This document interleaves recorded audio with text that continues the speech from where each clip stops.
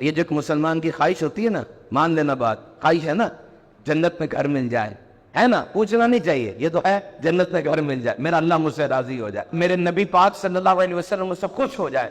یاد رکھ لو یہ شارٹ کٹ ہے، یہ ماں اور باپ. دو چار باتیں ماں باپ کے والے سے سن لینا. نمبر ایک، جب بھی رشتہ داروں میں بیٹھے ہو نا، چاچی چاچا ماما تایا مسیر وغیرہ، کبھی بھی منہ سے ایسی بات نہ نکالنا جیسے ماں باپ گر رہے ہو. کبھی نہ ایسی بات نکالنا. دیکھو عمر زیادہ ہوتی ہے، دماغ میں پرابلم آتی ہے، جسم بھی ڈھلتا ہے.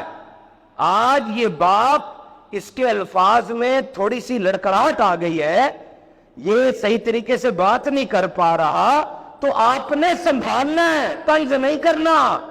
آج یہ خالی خالی آنکھوں سے آسمان کو دیکھ رہا ہے، آپ نے آنکھوں کا نور بننا ہے. وہ آپ کی پھپھی ہے، اس کی تو نند ہے نا. وہ آپ کی دادی ہے، اس کی تو ساس ہے نا.